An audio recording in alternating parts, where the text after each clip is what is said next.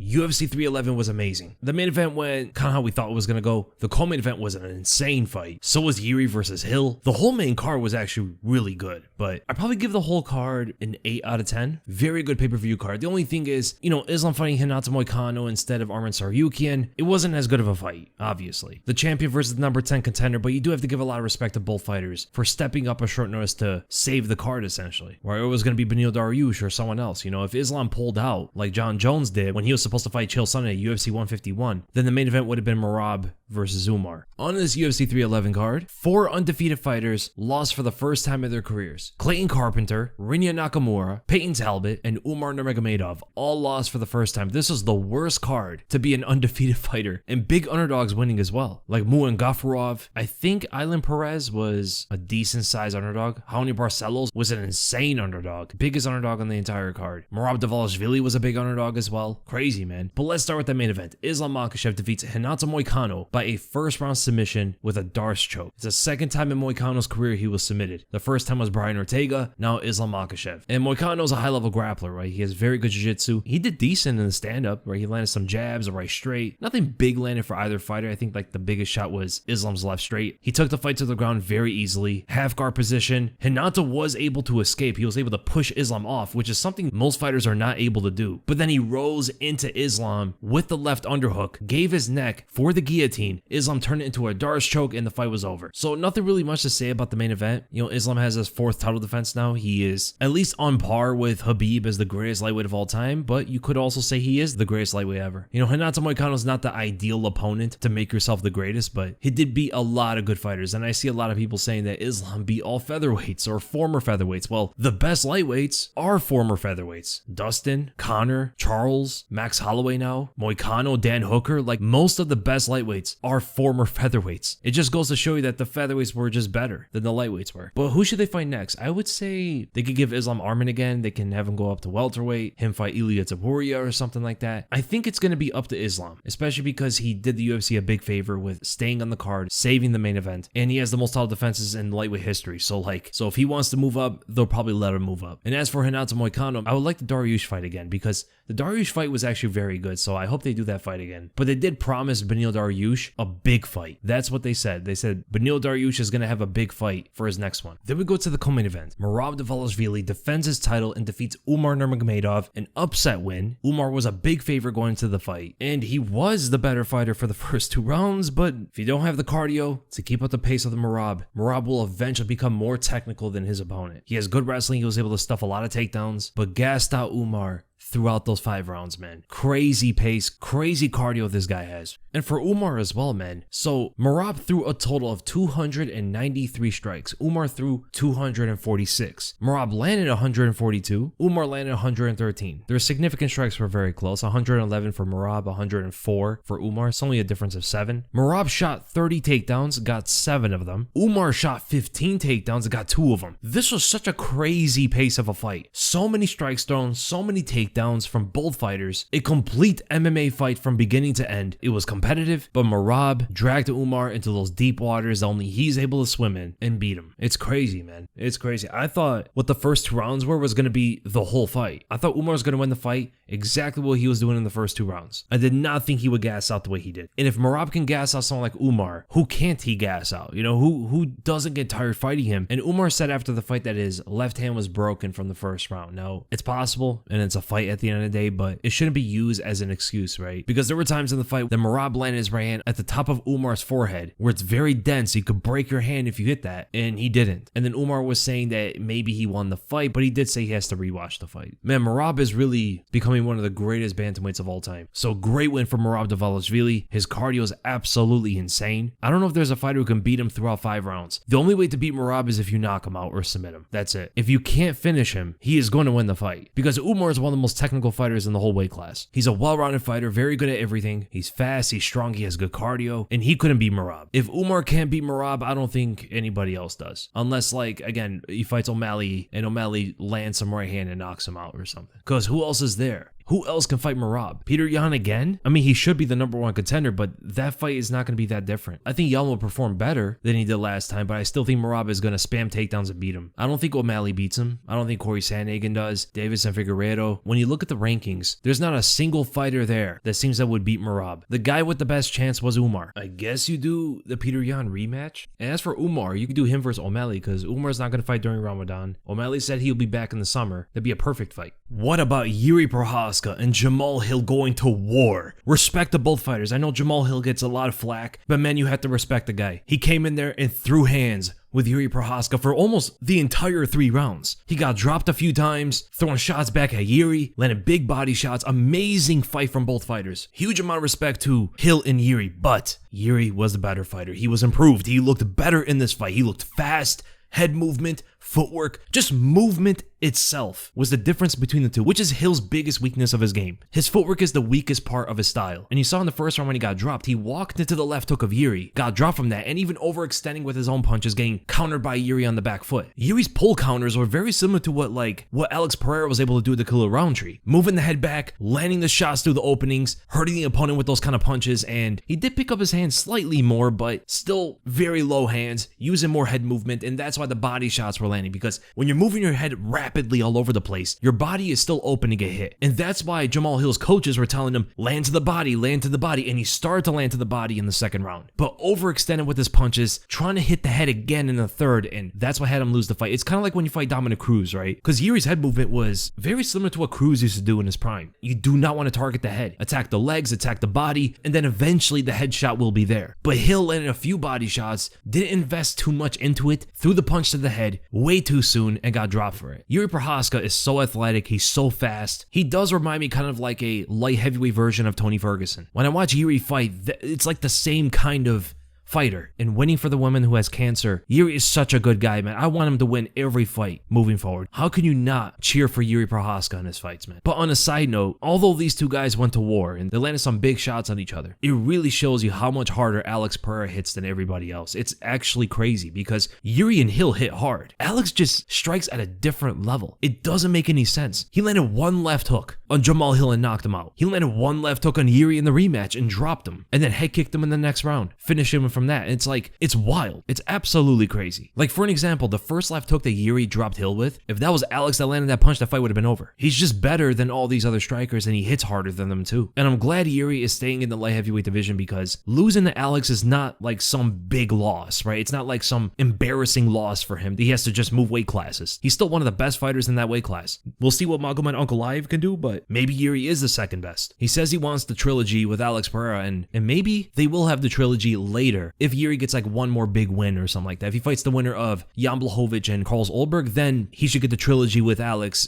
depending if Alex beats Magomed Ankalaev or not. So that should be the next fight for Jiri, the winner of Blachowicz versus Ulberg. And as for Jamahal Hill, I think Jamahal Hill versus Alexander Rakhic, or even Khalil Roundtree, both those fights would be excellent. Jamahal Hill versus Khalil Roundtree is actually kind of crazy. I like that fight a lot, man. They were supposed to fight each other too. And low-key, I think Khalil Roundtree wins. And then Jailton Almeida defeating Sergey Spivak by first round TKO. Did you guys see when he unloaded with that punching combination? What was that? Where has that been in Almeida's career? He's never fought like that before. Fast, dynamic, and powerful punches, man. This guy can strike? What has he been doing this whole time? It just seemed like he didn't have the confidence before to stay standing with his opponents like that. He can hurt a lot of fighters throwing punches like that because he has such a big speed advantage. And those are some good punches he was throwing too. Good form, good technique. Throwing them after some good grappling exchanges with Sergey Spivak, which Spivak looked a lot slimmer in this fight, a lot more fit, faster than before, better footwork moving around, and even took down Almeida first. Almeida was able to reverse him using that underhook, got his back after, reaching across to grab the hand because Sergey Spivak was able to rotate Almeida to get his back to the ground, but reaching across to grab onto the wrist, Almeida was able to pull himself on top of Sergey Spivak. Later, Spivak was able to rotate inside of the back take, and Almeida didn't really react to it. Stood up, punching combination, rocked him, took him to the ground, finished with a ground and pound. Amazing win from Almeida. That is the kind of performance that he needed because most of his fights were not that exciting. This was an exciting performance. And if you could put together the striking and grappling just like he did right there. He might be a problem for a lot of these heavyweights, man. Not saying he would beat Tom Aspinall or John Jones or something, but I could see him having a good fight with Cyril Gane, Sergey Pavlovich, and Alexander Volkov. Amazing win from Almeida, man. I think he should get the winner of Sergey Pavlovich and Jairzinho Rozenstruik, but if Rozenstruik wins, then maybe you give Almeida Alexander Volkov or Cyril Gane. And as for Sergey Spivak, if Rozenstruik beats Pavlovich, that's probably the fight you do next. And Reinier de Ridder runs right through Kevin Holland, easy. This is just like with the Marvin Vettori and Derek Brunson fights, man. When Kevin Holland's at middleweight, these guys just wrestle him too easily. He got a single leg at the beginning of the fight. He shot immediately. Like, RDR did not even strike at them whatsoever in the stand-up. Went to the single leg, got him to the ground, defended the submissions of Kevin Holland, landed some punches, cut him up with an elbow. Holland tried to escape. RDR got his back, rolled him over with the Kimura grip too, and got the rear naked choke. Easy win for RDR, man. He needs a higher ranked opponent now. I think a top 10 for RDR. Maybe Brendan Allen or the winner of Jared Cannonier versus Gregory Rodriguez. Or you could do a Marvin Vettori fight. Vettori hasn't fought in a while, so that'd be a good one. I like that one the most. Reinier de Ridder versus Marvin Vettori, who's ranked number 7. And then Raoni Barcelos derailed the hype train of Payton Talbott, who was the biggest favorite on the card by far, and just out-wrestled him, man. A wrestling clinic, grappling clinic, got his back a few times, got into full mount, almost got the rear naked choke a few times, arm triangle attempt, but Payton Talbott was defending all of the submissions and being very calm under Raoni Barcelos. Even got a good takedown in the third round, which seemingly wasn't even counted. They didn't even count a takedown for Payton Talbott. So that's another one of those examples of whoever the stats keepers are, not giving credit to certain fighters for getting takedowns, knockdowns, and stuff like that. Well, Payton Talbott had a sweet takedown on Raoni Barcelos, tripped him out, threw him over in the third round of their fight, but doesn't get any credit for it, which is crazy. At the end of the day, it doesn't matter, because he didn't win the fight. He lost the fight 30-27, won even 30-26. One of the judges gave it a 10-8 round in the first, which I can see as well. He had no moments in the first round except just defending Barcelos' rear naked choke, arm triangle, getting out of positions as well. But according to the judging criteria, a 10-8 round is like something about duration, damage, or domination. And you need 2 of the 3 in order to have a 10-8 round. Raoni Barcelos had the domination and the duration. He didn't need to cause damage to get a 10-8 round. That's a big misconception. You don't need to do a lot of damage to get a 10-8 round. If you dominated like the whole round or most of it, and the opponent didn't get many moments for himself on the scoring, then that can be a 10-8 round. But it's a great win for Raoni Barcelos. Veteran experience is something else. It's something that's only gained. It's only earned. You can't learn it. But man, that is not a good loss for Payton Talbott moving forward in his career, because Raoni Barcelos is a good wrestler. He was a Brazilian national champion, but he's 37 years old. He's out of his prime. He's lost more than he's won in the last few years, right? He's not the same fighter that he used to be, and he completely out-wrestled Payton Talbott. First loss of Talbott's entire career. And the thing is, if he cannot stop the wrestling of someone like Raoni Barcelos, how can he get to the level of Merab and Umar and even like Henry Cejudo at this point of his career? Because he's not in his prime anymore, but he's a much better wrestler than Barcelos. Those guys are way better at wrestling. Hopefully Talbott is able to make that improvement in his game, kind of like when GSP did back in the day, but not every fighter's GSP. I don't know if Talbott can do the same thing. I don't know if he can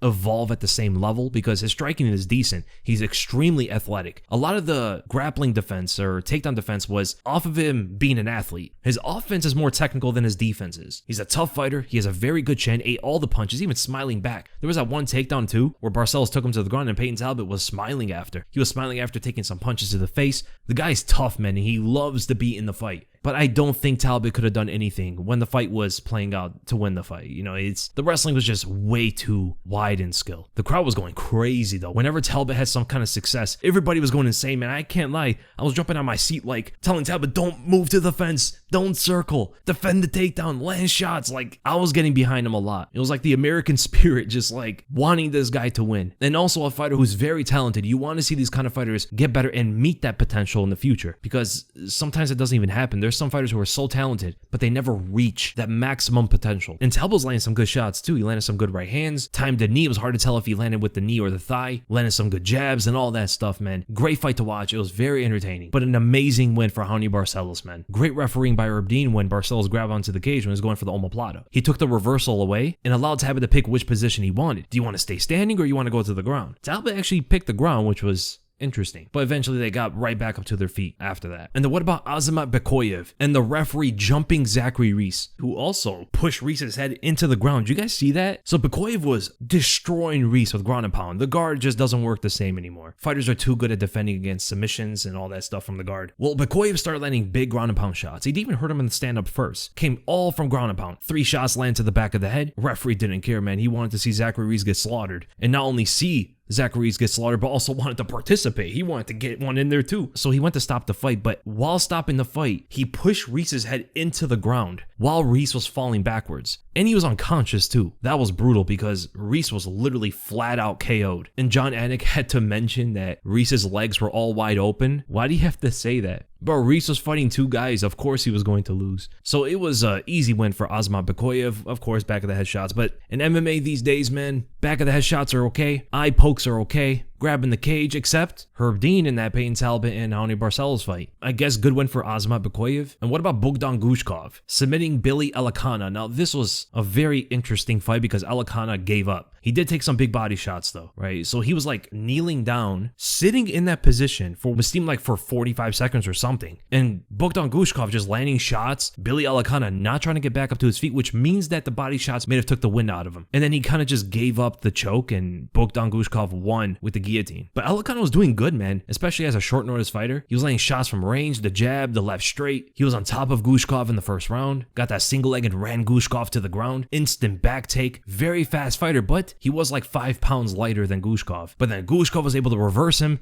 get his back, and nearly choke him out. If he had like a few seconds left of that first round, that would have been a finish. But good performance from Billy Elekana. Now he's in the UFC. He had good moments in the fight. And a good finish for Bogdan Guskov, who was supposed to fight Johnny Walker. And Grand Dawson defeating Diego Ferreira. It was a great fight from Grand Dawson because he stood up with Diego and he was actually trading with him, exchanging blows, didn't get knocked out, didn't back away, slugging it with someone like Diego Ferreira, a guy who was able to knock out Michael Johnson with one punch, still shows that kind of punching power. It's great to see that kind of like ferocity or toughness out of Grand Dawson because a lot of the derailment of the hype train, I guess, came from the Bobby Green loss. He ate one shot and the fight was pretty much over. So even though his striking wasn't highly technical, it was good to see that no back down toughness out of Grand Dawson, but his skill was mostly in the grappling. Able to out-grapple Diego Ferreira is a very good feat. He was flowing and carrying good positions, got his back, good single leg takedowns, defending many positions that Diego Ferreira was trying to get. Like at one point, he was trying to reverse him with a crucifix position. Very tricky move from Ferreira, but Grand Dawson was one step ahead, man. Very good grappling from this guy. And now he has the kind of like bravado to stand in front of opponents like that and slug it out. Now, of course, don't do that with like Charles Oliveira or Rafael Fiziev or fighters like that, of course, but it was a great fight from Grand Dawson, man. I thought that fight was entertaining. I would like to see Grand Dawson fight maybe Jailton Turner or Benoit Saint Denis. And then Ailin Perez defeating Karol Rosa by decision. I mean, what do you even say about this fight? Ailin Perez had a good takedown in the first round. She threw some good spinning back fists. Karol Rosa has some good kicks, but not the greatest fight. And then Ailin Perez twerked in her post-fight celebration, as she usually does. But for her next fight, since she's going to be in the top 10 now, maybe she could fight Mara Bueno Silva. And as for Karol Rosa, maybe a fight with